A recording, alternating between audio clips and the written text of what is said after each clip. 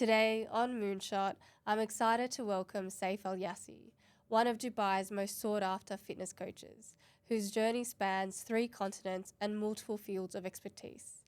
Born in Baghdad, raised in the UK, and now transforming lives in the UAE, Saif combines his background in biology and biotechnology with over 2 decades of healthcare industry experience to bring a uniquely holistic approach to fitness and wellness.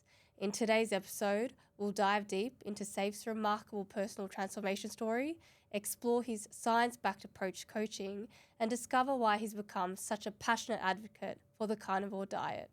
His ability to bridge the gap between high performance, fitness, and busy professionals has made him the go-to coach for professionals and business leaders alike.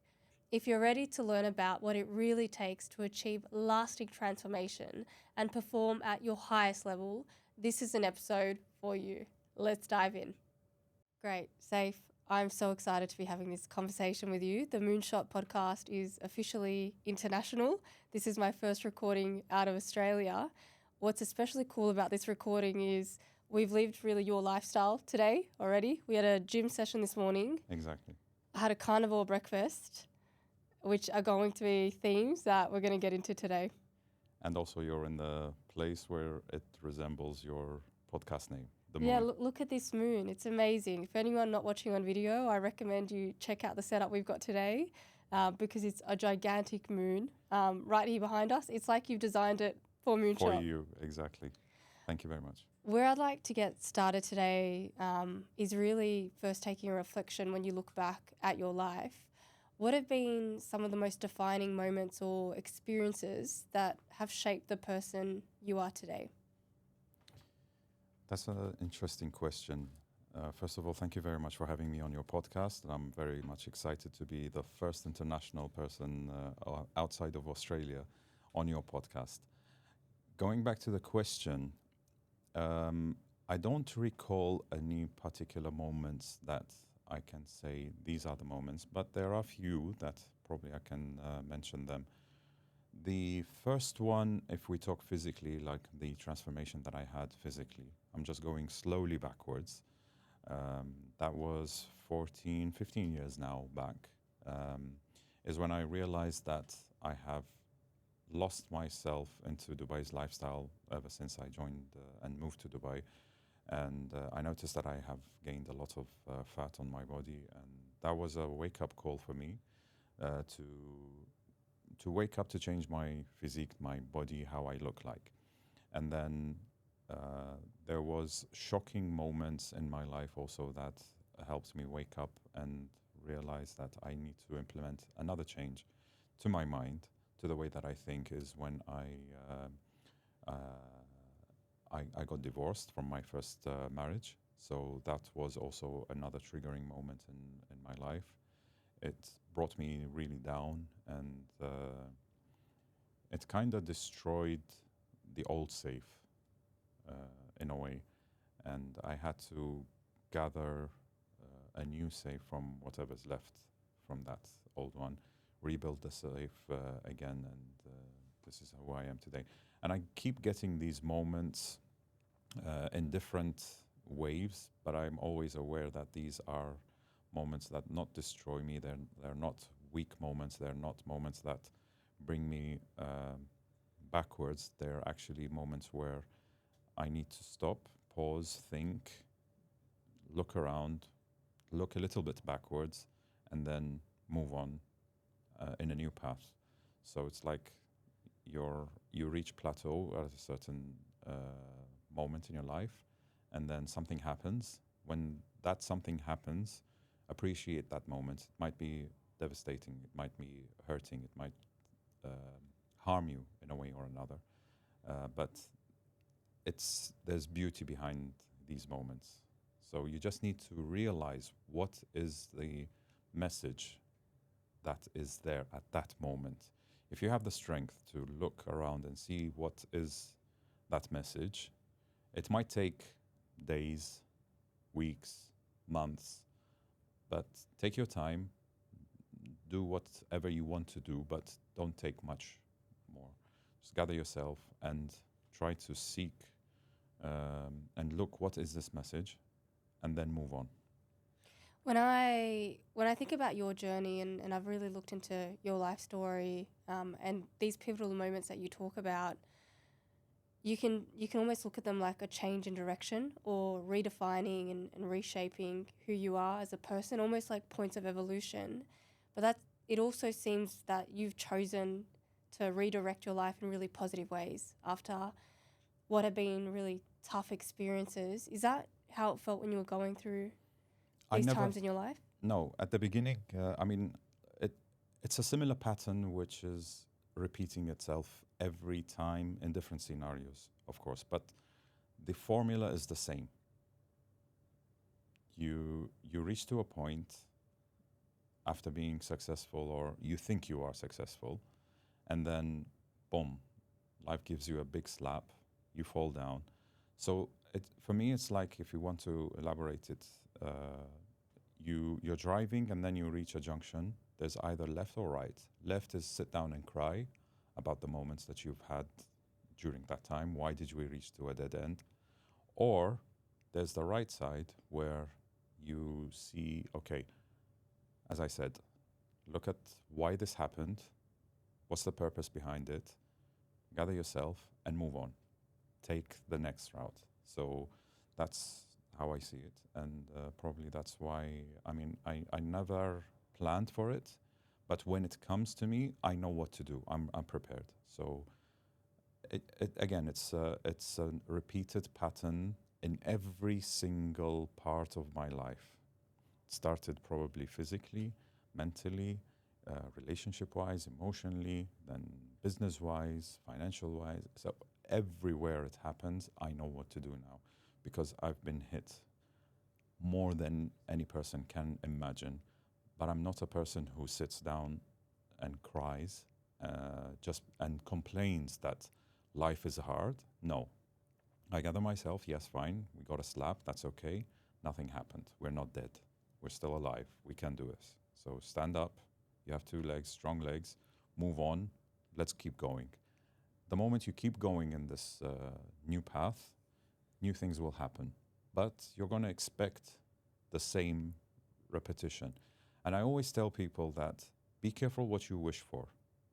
Because what you wish for, the bigger the wish or your dream, the more obstacles that you're going to have in life to make you reach there. Everything has a cost. Yes. So are you ready? If you're not ready, lower your expectations, lower that dream. Don't think that you're going to reach there without these obstacles. The journey is not easy. It's always difficult, but the reward of reaching there after these struggles, knowing that no one can be like you to reach to that goal, that is something that is beyond any kind of success feeling. Who was young Saif? What did you dream to be when you were young? Did you have a vision for your future or the life that you wanted to live? Another interesting question. You always, this is the second question, you take me by surprise. Like I have to dig into these questions that take me back to moments where probably I wasn't expecting to go there.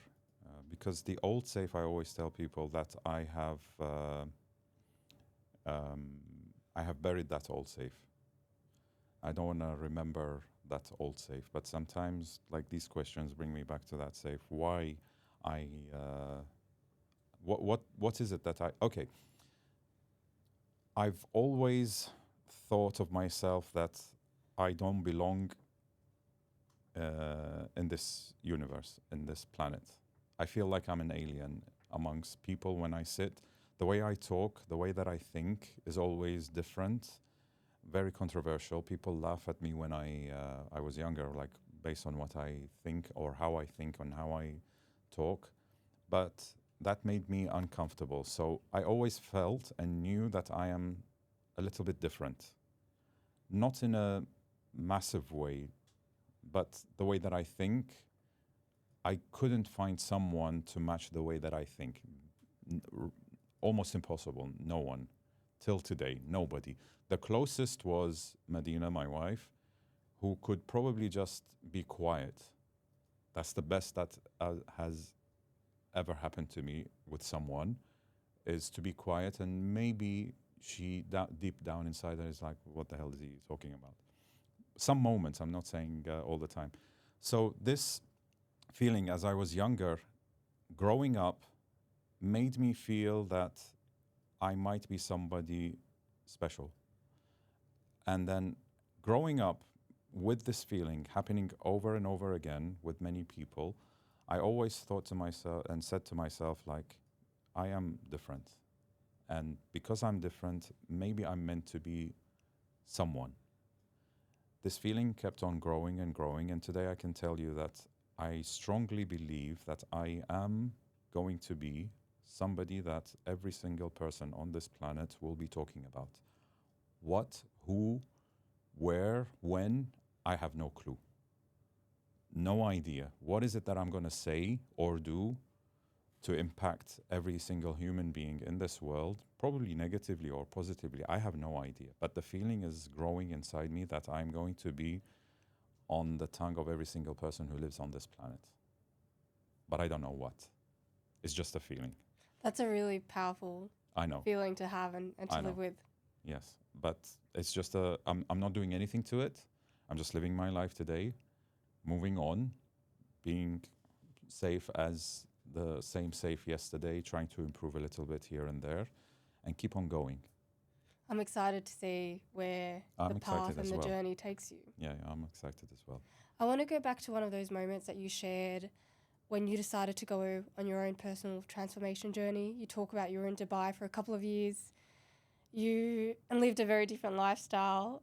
But what really led you, what was the catalyst or the moment that took you on this extraordinary personal body transformation that you went through yourself? So knowing that I was having this feeling of like I am different, I want to be different. So if we talk physically here, let's talk about how I looked. I wanted to be unique. I wanted to be like having that nice human body that everybody would dream of. So I was always athletic in a way or another. I was living my lives here and there as a young person, his early 20s, with friends. As I moved to Dubai, I kept the journey of going to doing sports and fitness. But there was a moment where I was like, yeah, no, this is boring. Let's enjoy life a little bit in Dubai. So I let myself go, eating whatever I want to eat, staying up late. Stress was there a little bit here and there. And then one day I realized after a couple of years that I stood on a scale. I still remember this moment, like live as I'm living it right now. Standing in the bathroom of one of the hotels on a scale, and for the very first time, it was a digital scale. I saw 3 digits. I came to Dubai, I think my weight was like 72 or 75, skinny, tall and skinny, and that's how I was. But then after 3 years, I think, I was 105 kg.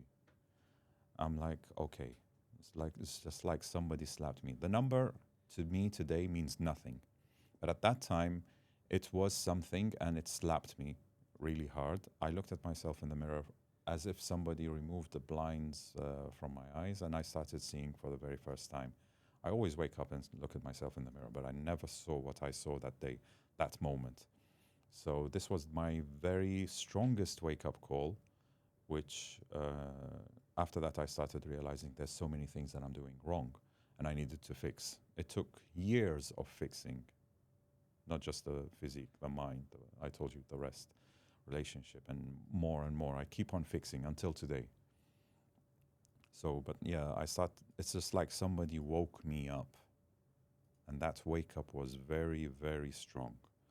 So that's how I decided to. It was one of those moments in your life that really, like we talked about it a little bit earlier, but really redefined and shaped the path you decided to take in quite a deliberate way. What did that journey look like? You started training, were you eating different? Was it immediate? Because you say it was a journey that took a couple of years. Yes. And you talk about, you have a really holistic approach to health and well-being, and you talk about fitness, mindset, nutrition, relationships. Yeah. It's a lot to change across all areas of your life. What did the day-to-day look like from that moment on? Okay, so the first year, going from 105 being most of the weight was fat, I decided to fix a little bit of my diet, knowing very little about diet at that time. I started noticing that I was consuming a lot of sugar and no proper nutrient food. So I decided to fix my diet by just eating regular food.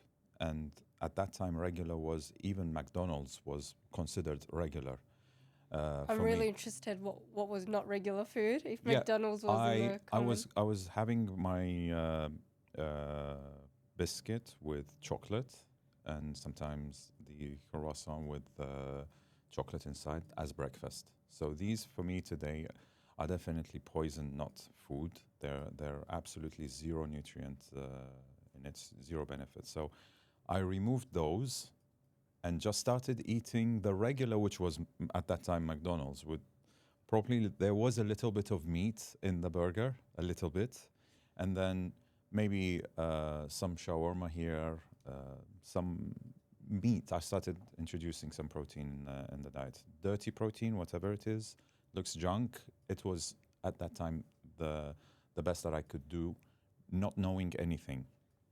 I dropped within a year from 105 to 85 kg.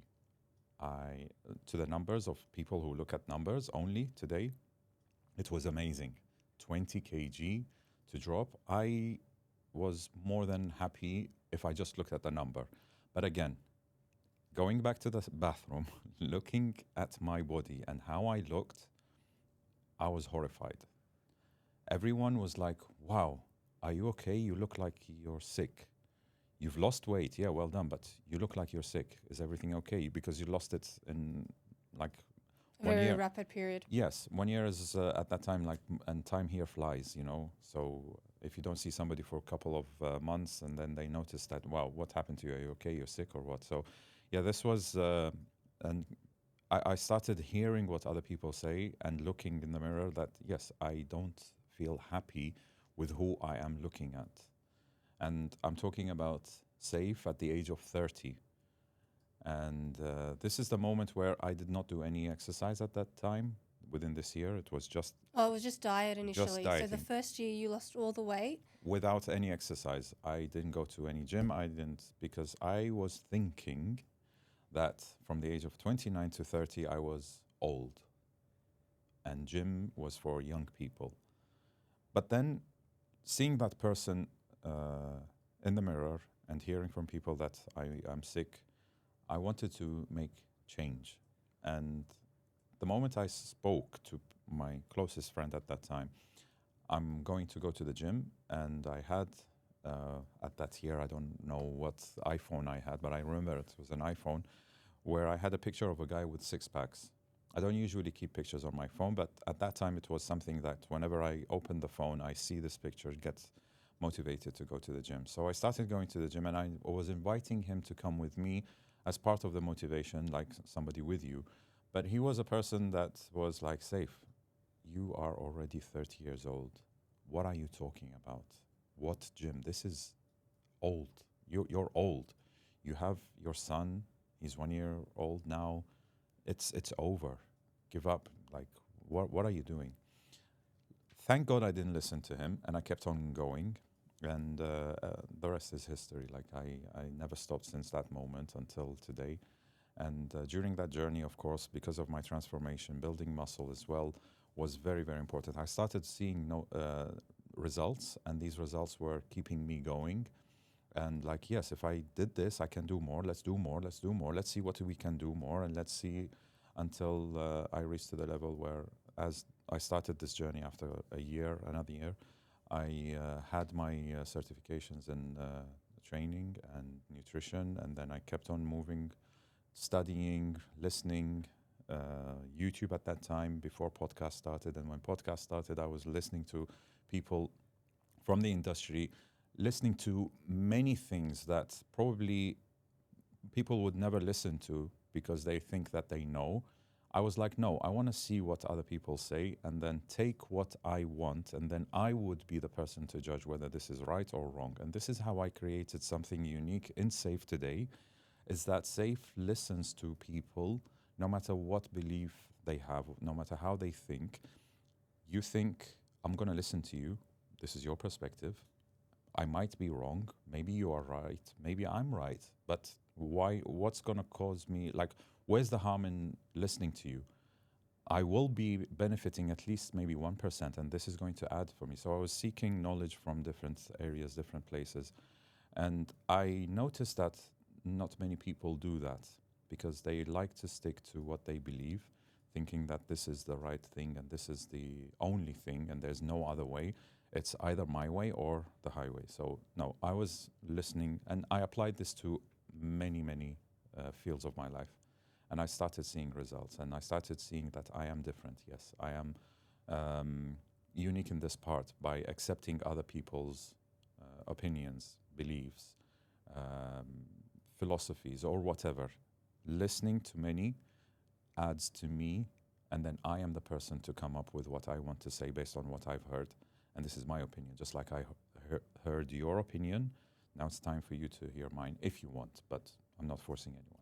Yeah, it reminds me of one of the most powerful pieces of advice. People offer advice all the time, and when you're open and curious to learn, as you are about so many different topics, you'll often read about, hear about, or get given advice. But there's something that's always stood with me, which was something a business mentor told me very early into my career. I wanted to take a certain choice or a path to take in an area that I hadn't worked before. So I didn't have all the skills, but it's where I wanted to go. And I was asking him for advice on how do I get there? What do I need to learn? What do I need to do? And he said, go to 5 people that you know in this position already that have this skill, that do the job really well, learn from them. But he said the most important thing to remember is you always need to do things your way. Your way. And I know it's not a direct example for what you're talking about, but it reminds me of that because it's so simple, but it's so powerful because you can be open and learn and curious, but have the confidence that Yes. everyone's a unique person. And if you just stick to that and do things your own way, you're often on the right path for yourself. Yeah. I think at a certain time in my life, I've lost this part where I'm consuming so many information from people, different areas, different fields, different opinions. And I didn't have that courage to give my own opinion. I kept my own opinion inside.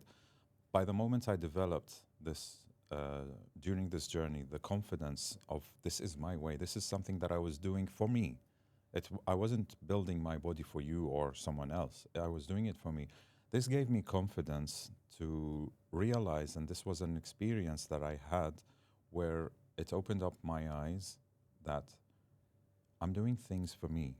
And this is me. If me has impact on you and many other people, and the more I was going through helping me, helping my own body, I started to realize the influence that I have on other people. And it's like a snowball effect. The more I invest in me, helping me for me, other people are appreciating and looking and asking and being impressed, being motivated. So the more I invest in me, the more other people are influenced. And this gave me courage to speak up about, and this was something that also my father was impressed by my change physically. He said one thing to me. He's like, I wish you train your brain as much as you train your body. This was another wake-up call for me because I was very much obsessed with my physique, my body, how I look like, and I was training. But he realized that I'm probably drifting away from going only to the materialistic part of just the body and forgetting about investing in my brain. So at that time, I stopped for a while. Why did my dad? And I always listen to what my dad says because my dad does not talk to me for a very long time. But if he says something, it means something. So I really stopped there and I started listening and hearing with all my senses, what does he mean? And I realized, like, yes, I need to study. I need to read. I need to open books and listen. So this was part of the journey where it helped me build my career out of just changing my body with personal training and becoming like a successful personal trainer, which is different than any other, because I didn't start my study as a personal trainer. I started as a biologist and then moved to the personal training from that field, which gave me a little bit of a different privilege and different way of seeing things. But yeah, if my father didn't say this, it was a criticizing moment to me, probably painful for others, but I stopped, consumed it. Why did he say that? And then, of course, it's coming from my father. It means that now today, because I am a father, I know when father tells you to do something, probably in a hard way, he loves you more than he loves himself. So it's always the best. So I stopped and I started changing and implementing that change. And of course, it's rewarding, definitely. Do you find the timing of it mattered a lot as well? Because you had already undergone or started going through this physical transformation. And I found that you can't physically transform without having your mindset change as well. It's inevitable. There's no way that you can retain the same mindset while putting yourself through the discipline required to change your body as well. So at the time that he gave you the advice, it already sounds like you started to think differently and approach life differently and were a lot more open. So you might have listened to that advice anyway, but it's almost like the timing that he delivered it at was prime for you to really take it on board and elevate yourself mentally. I would go back to the moment where I stood in front of the mirror on the scale. That wake up call, and why do I call it the biggest wake up call in my life? Because I started listening to things that I'd never listened to before. I started seeing things that I never saw before. They were right in front of me, right? What do you mean? So when I opened my eyes in front of the mirror, like looking at myself in the mirror at that moment, I always see myself in the mirror. But why this time different when I saw the number? It was like somebody has hit me in the head inside to you are not who you are supposed to be. You're not where you're supposed to be. This is not you.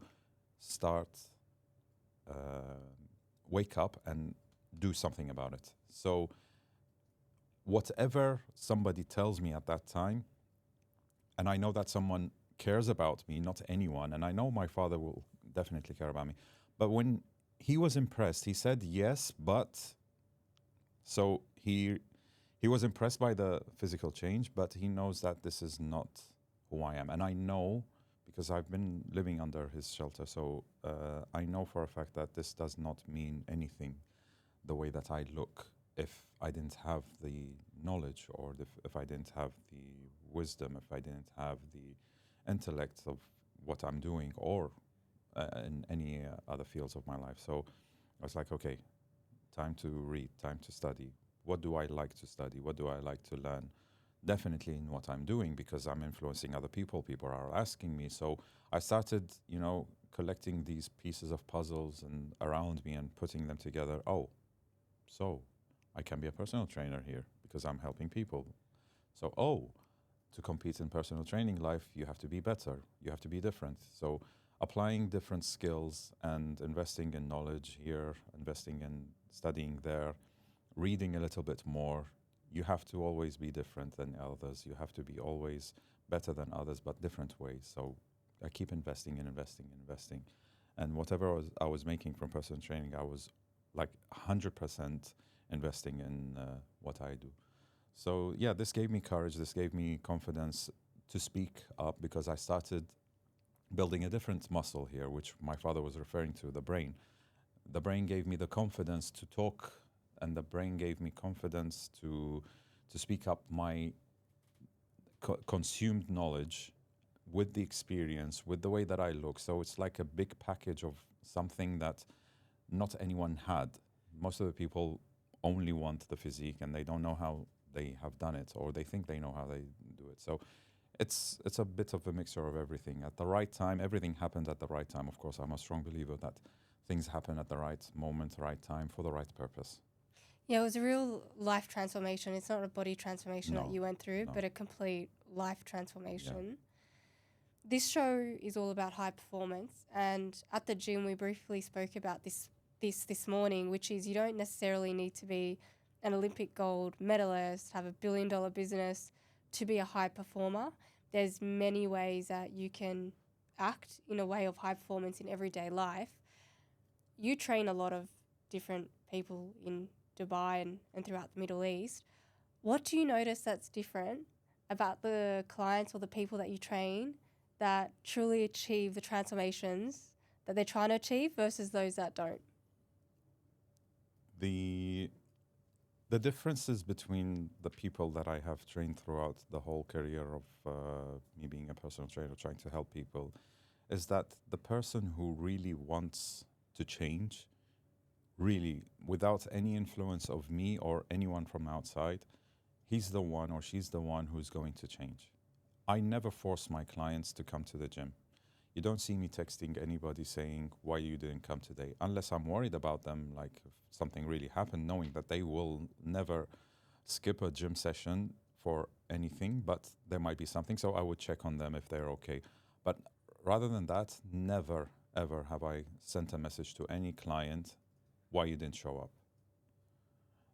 Because not because I don't care about them, it's because I'm not going to be their babysitter. I'm not going to be the person who's going to feed them the gym session, feed them the muscles. If it doesn't come within, it's not gonna happen.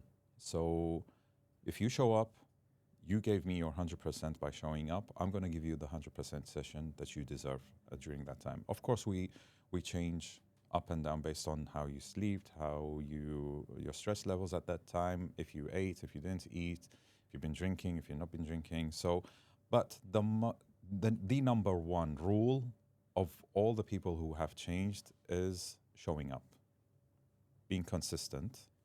That's the number one. Then other things apply is how disciplined are you? And I make sure that I am their idol by being disciplined myself, for myself, again, because I have done this before and because of its repetitive sequences of happening with me, with other people, to me, to other people as well, again.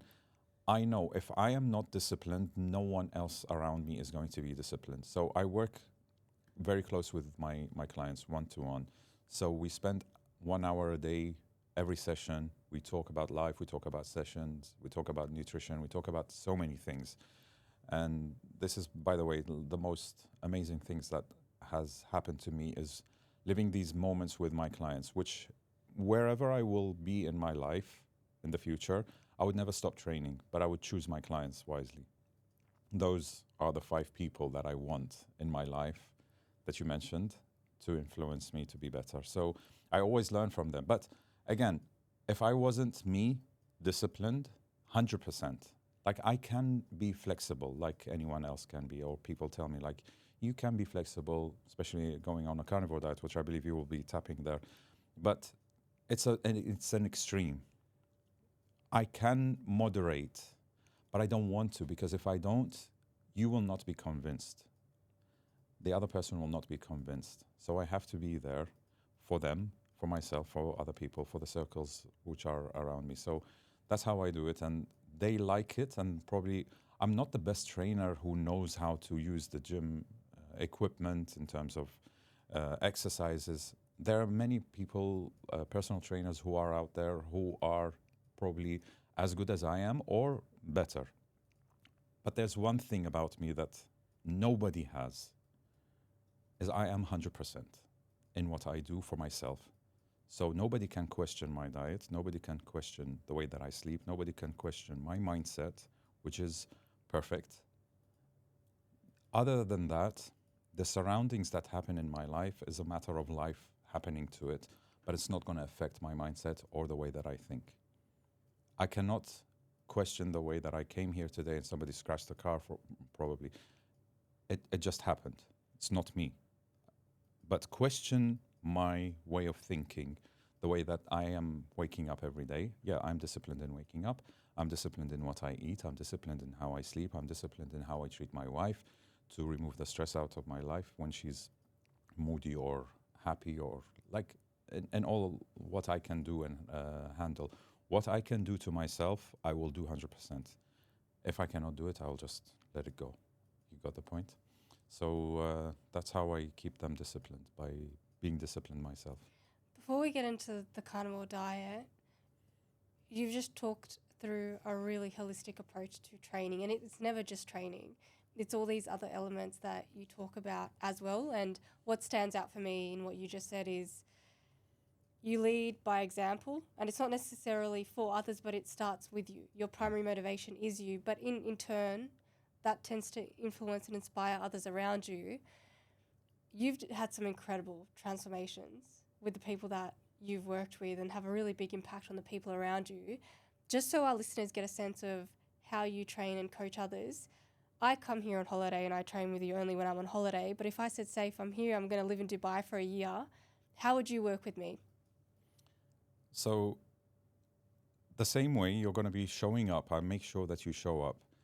And definitely by you showing up, you're meeting a friend every single day that you're showing up to the gym, asking him, me asking you in return, how has your day been? Obviously, I'm older than you, so I'm going to be like a brother to you or an older friend who's going to give you advice, check on you from time to time. So people tell me like you have this father figure and you attract people who are in need of fathers and who think of you like that you are the elder brother or the father. So I get this a lot, like the father, father, father. So I can tell why, because you said something that I lead by example, and this is what fathers have to do to raise their kids.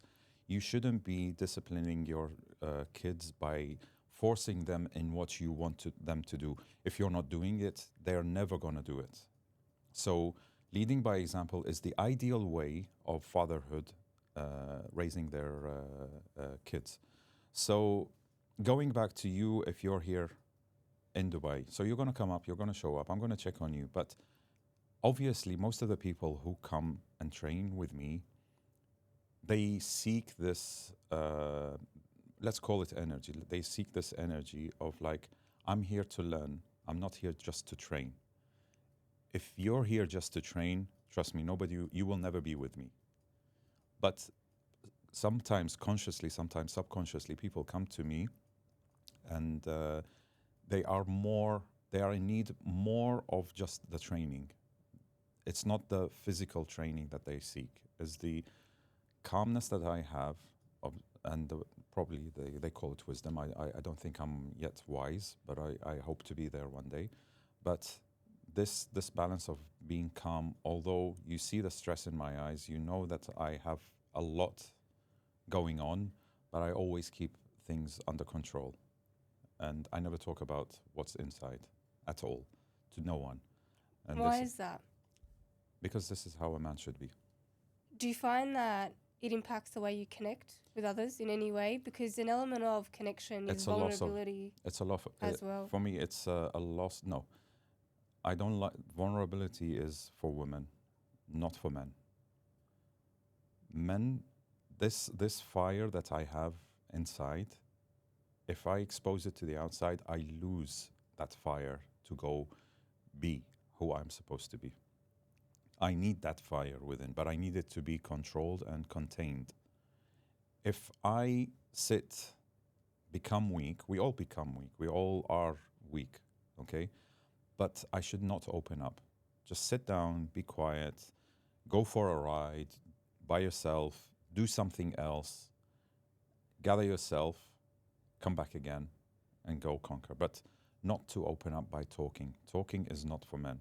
Talking is for women to express these emotions. And you women know how to communicate with emotions.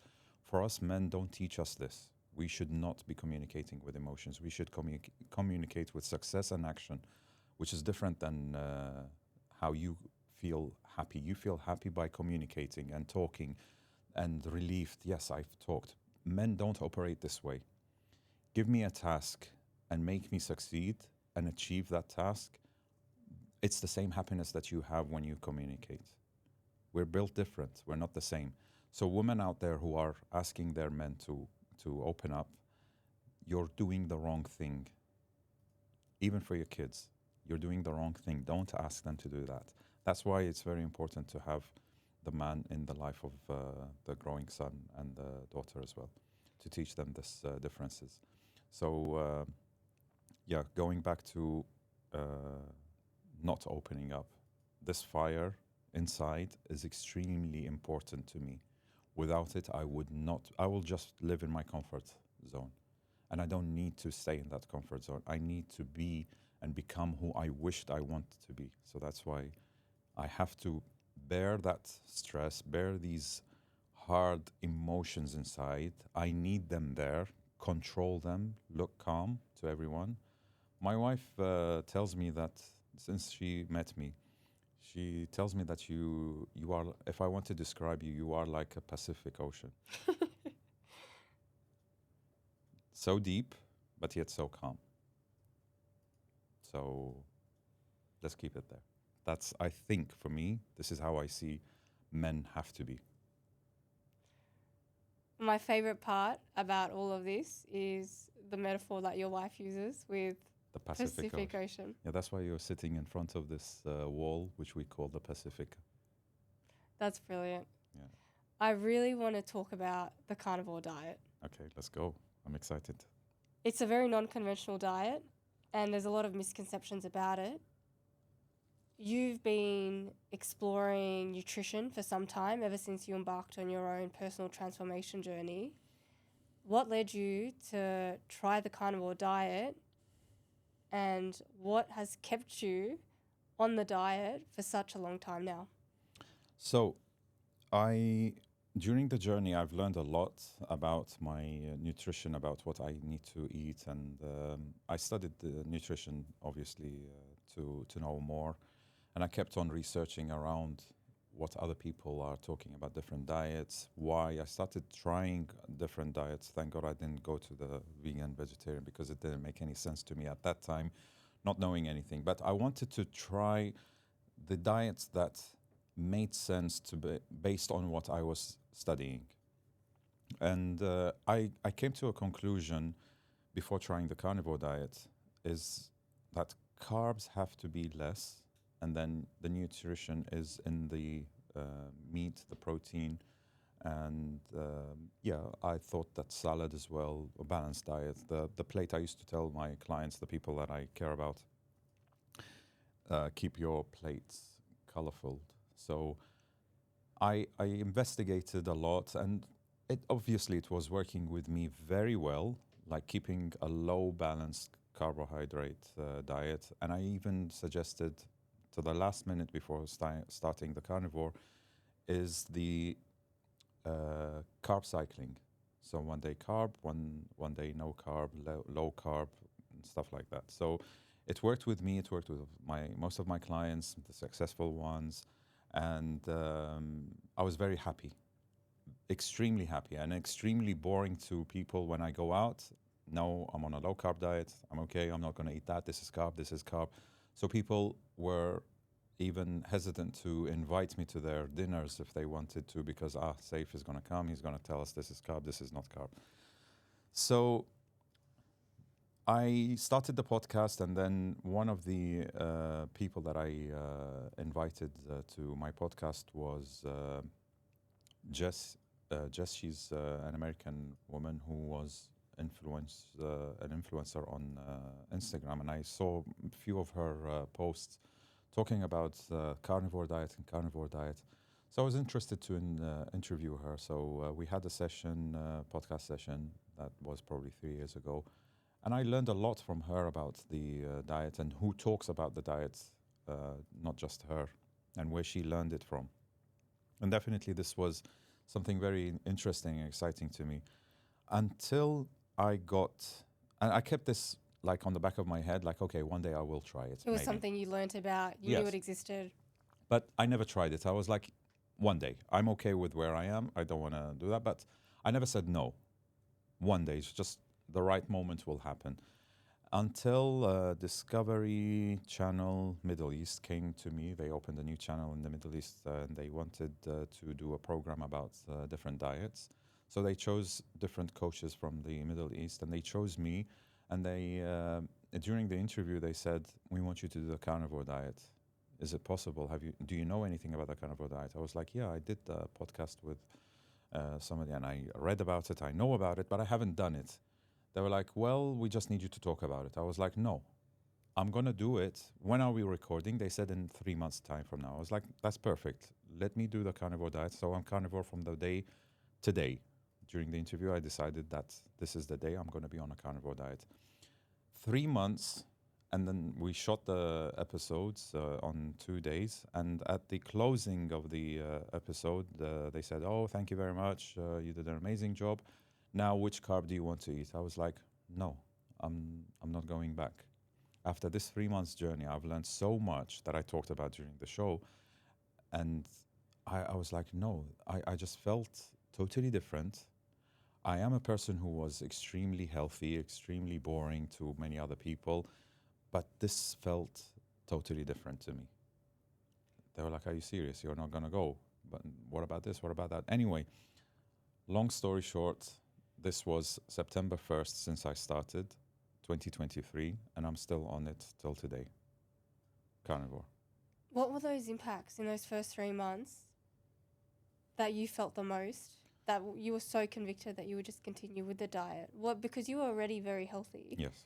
training healthy, eating nutritious, you cared about health in all different aspects of your life. What was it that felt different after you started the carnivore diet?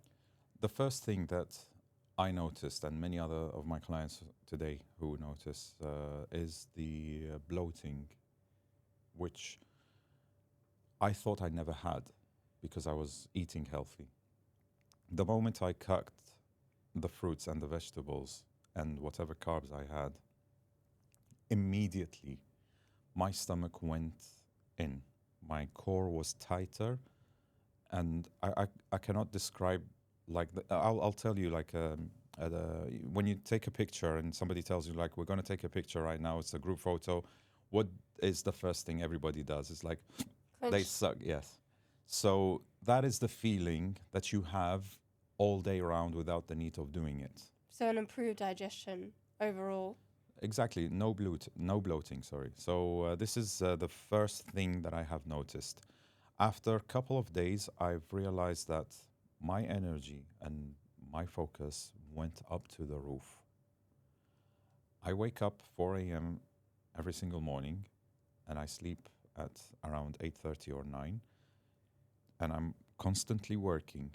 My energy after every meal during the whole day is flat, high and flat. I don't have this ups and downs like after a meal I need to go to sleep, like I feel lazy, I feel crushed, or after a training session. Energy is energy, full. Okay. So I had that all the time. So this was something that amazed me as well, the energy, the focus, the convenience, because of me time, for me time and for everyone as well should be, time is money. I don't want to, I'm not the person who sits and enjoys eating. I eat for energy. I eat because I have to eat. So coming from a school that says you have to eat 5 times a day, 6 times a day, was never convenient to me. Every 2 hours you have to have a meal was never convenient. I cannot, nobody can, no one. Unless you have to have a full-time job is just eat. Your job is just to eat. Sit down, eat, cook, prepare, and do that. So convenience, because right now I just eat 2 meals, sometimes just one. It's not that I force myself to, is I cannot. After eating the carnivore meal, the breakfast or the first meal of the day, I will be satiated for at least 6 hours until my next meal or until I'm hungry. Training in between, working in between. Imagine that time that you have not thinking about food. Your body doesn't need it. You're not hungry. You don't have any cravings at all. Imagine what you can do with that time. And I'm talking to those people who understand and value time and how much important it is for them that not to cut what they're doing just because they're hungry and they have to eat. And then they start eating stuff which is very fast and easy, and that's where we go have issues with your health, issues with your because of how fast you and convenient it is. So it's time against food preparation, how convenient it is, and they start consuming stuff which their bodies shouldn't be consuming. So time was very very important, and if you have that, like what, 15 minutes, 20 minutes to consume a good, nutritious, healthy, delicious meal, eat as much as you can until you're satiated, you're full. Don't stay shy, like, oh, if I'm going to overconsume. This is another thing as well, which demolished the calorie counting You don't thing. count calories? Never. I stopped, and I realized that it's just a waste of time. I never believed in it. I was like, always like, a human body should not be calculating scale on the scale. And first of all, it wasn't accurate to me. I can overconsume, I can underconsume. Still, there's not the changes that I was expecting. So for me right now, calories is gone. It's something old school for me. It's in the past, something that I don't regret doing because I've learned, but I would never do that again. Did you ever get bored of eating just carnivore-based meals? So for anyone listening, is it just meat that you can eat? Meat, protein. You can have eggs, I believe. I can have eggs, I can have fish, I can have chicken, but it's. I started off with the first 3 months eating chicken, mostly white meat, so chicken, fish, eggs, but then very little red meat. As I continued after this 3 months, the journey of carnivore, I felt like my taste buds and my stomach was asking me for red meat more. And the more I eat the red meat, the more I feel like, yes, this is what I wanted. And slowly, right now, I don't remember when was the last time I ate chicken. It's gone. It's just like I cannot even think about chicken anymore. So it's this transition, and I believe it's the changes that happen to your body, and you start really tasting things in a different way. Butter, for example, is like a chocolate bar. And for those who have been on carnivore diet, they know what I'm talking about. Some people, they hold the whole butter in their hand and they start chewing them. I'm not to that extreme, but take it in a spoon and just taste it. If you're on a carnivore, you're going to know what I'm talking about. It never tasted so delicious at that time. Yeah, so this is talking about being bored. No, because this is where the mindset comes to play, and it overtakes the attraction that you might have to other things that you've been used to before. And my mindset, as I said, is very very strong. So I know for a fact that because of what I'm eating, I'm being extremely healthy, like to the optimum level. As much as I can afford eating it, I will treat my body in this way. Imagine you are driving a very, very expensive car, let's say a Bugatti, and you stop at the petrol station. You have different varieties of petrol. Which one would you put for your car? The best, most premium petrol for Right, the because car. you can afford it, first of all, and because it's an expensive car. Think about your body the same. Why would you go to the cheapest one? Why would you allow your body to consume what you're going to give to the, the people who cannot?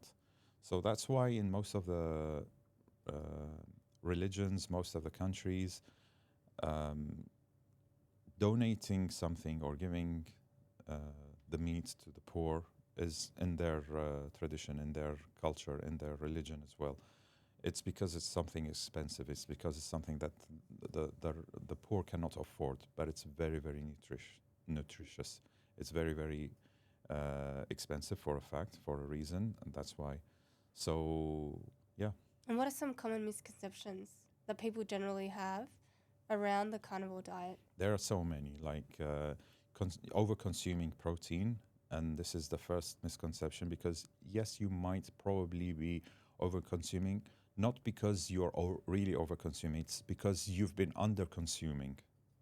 It's not that you're over-consuming, it's something that you're not used to because for a period of time you've not been eating enough protein in your diet. So when you eat till you're satiated. I cannot eat more than these 2 meals. I cannot overeat to reach to that level where it's scary. I cannot. My body stops me, and I'm full. I'm satiated. This is one thing, and the other thing is the gout, the kidney failure, many other myths which is out there. The lack of vitamin C in the meat, which basically nobody has done any research on the meat whether to check if it has vitamin C or not. No study is out there, but they all say eat and consume the vitamin C from the plant-based sources or supplements, which is now available. Why is that? Nobody cared because they had no financial interest behind it, no commercial interest. If the meat has a vitamin C, why would they do supplements for you? Why would they force you to eat the plants? So there's so many myths which started to fall from my years of believing in it, and I started to develop something new. As longer as I'm going through, as more questions as I get, as haters started to attack, and then those haters, the moment they try it, they immediately change because of the first week results that they notice, and then they continue. I have thousands of them.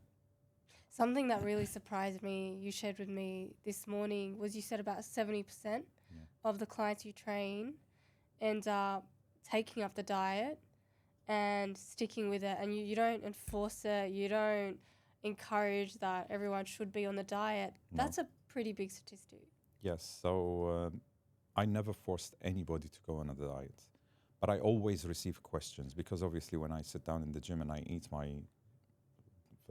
nutritious plate, which is not colored, it's just brown and yellow sometimes white with the eggs. The yellow is definitely the egg yolks or a little bit of cheese that I add on top of the burger patties or the meat, the steak, and that's it. It's just water and then salt.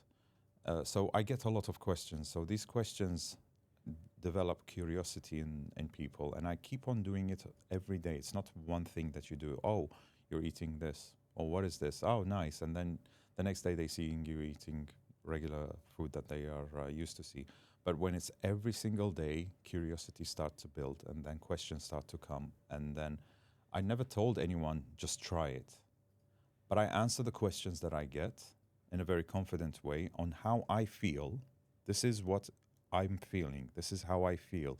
This is how I look. And obviously, like, there was a huge change in my physique, and then in terms of the muscle texture, the maturity of the muscle, the way that I perform in the gym has not been affected in the absence of carbohydrates. I still lift the same weights that I used to lift and perform the same way. So, but I look totally different, much better than I used to before. So questions, curiosity, then they come to me one day and say, oh, we tried. I'm going to be on a diet. What is your suggestion? So, and again, I just keep answering questions. I never force anyone, but then they all have changed. So again, this is going back to the lead by example, which is the father figure that I am representing to other people, is that I never force anyone, but then curiosity builds. Why is this guy doing it? Why is this guy... They see me, they watch, and they learn, and they try to implement. So it always works. In any field, if you want to convince somebody, don't go to him, bring him to you, and this is how you bring somebody to you. Even can be a sales technique. I've always worked in sales, and probably this was my best way to approach a customer. Never go and push him. I'm not the type of person who picks the phone and keep on calling and texting. I'm going to do what I'm going to do. You're just going to watch, and you're going to be curious, and you're going to be asking, and that's the best sales strategy. Live the values by which you believe in, and others come toward you. Exactly. And you've started have you started a meal plan service around the carnivore diet as well? Yes. So it's been launched probably a week ago now in Dubai. So it's on the delivery channels on the application. So people can just go and type Carni Eats. That's the name of the brand. and they can have variety of delicious, nutritious meals. And guess what? We have a carnivore bread there. So for those who are addicted to bread, there's the carnivore bread, the carnivore sandwich as well, built with the bread. And my favorite is the carnivore burger. Okay, I'm going to have to try it out. It's on the app. So while I'm here, I'll make Yes. sure I make an order Yes. and test out the service myself. And give us your true opinion about it. My review and rating. Yes. Saif, I just wanted to, as we get toward the end of the episode, I'm really interested into how you define what your purpose in life is. You can definitely tell what you're passionate about because we keep coming back to the theme of you live by the values that you believe in, you lead by example. What gives you purpose? What gives you fulfillment? Being able to see the change in other people's mindsets, body, life, relationship, anything that I'm a reason behind that change, this is what gives me fulfillment. This is what gives me happiness. This is what gives me the ability to go to sleep knowing that that day was a success for me. And as I said, like men, we live by success, daily successes, daily achievements. So this is something very much rewarding more than money. Being able to be praised, thanked by other people because you have influenced them, you have made that change. You are probably an indirect or direct reason behind their change in their life towards the better, of course. Just like I told you yesterday, one of the guys who work in the gym, he came to me and he gave me probably the conclusion of 2024, if not my entire life purpose. Coming closer to the end of this year, he said, I just want to I came here to thank you for existing in my life.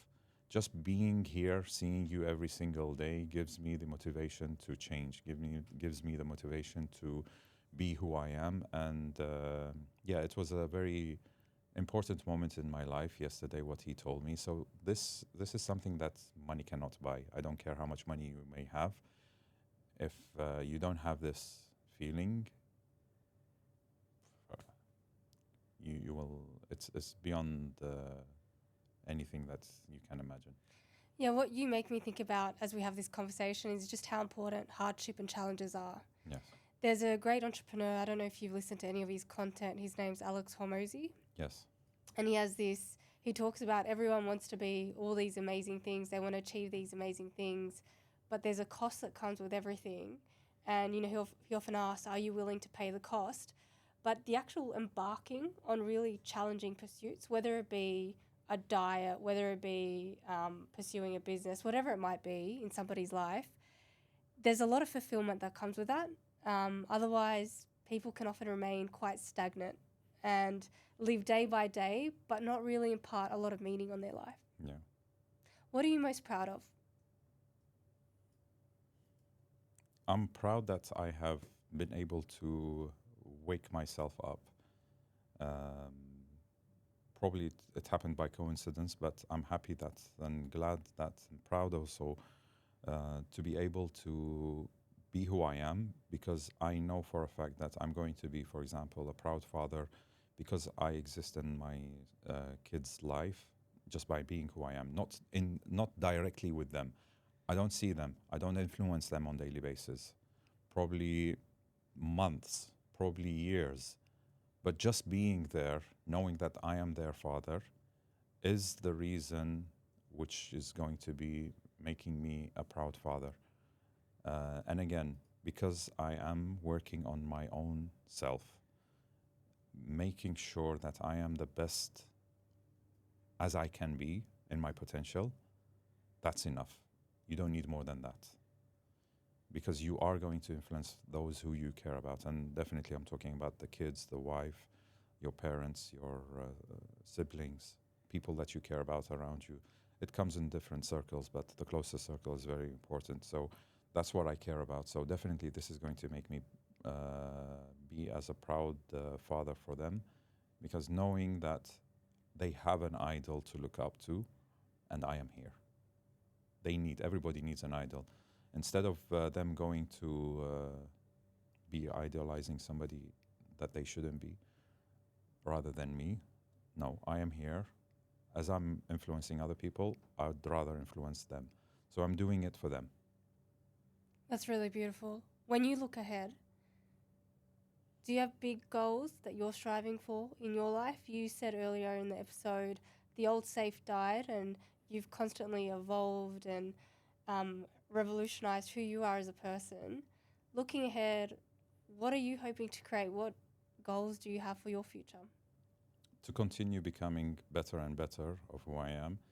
And if I look good today, I want to look better 20, 30, 40, 50 years from now, and proving that it is possible and there's nothing impossible. So I've learned that just keep on going, never listen to anybody, believe in yourself, work on yourself, keep investing. So it's just a matter of time.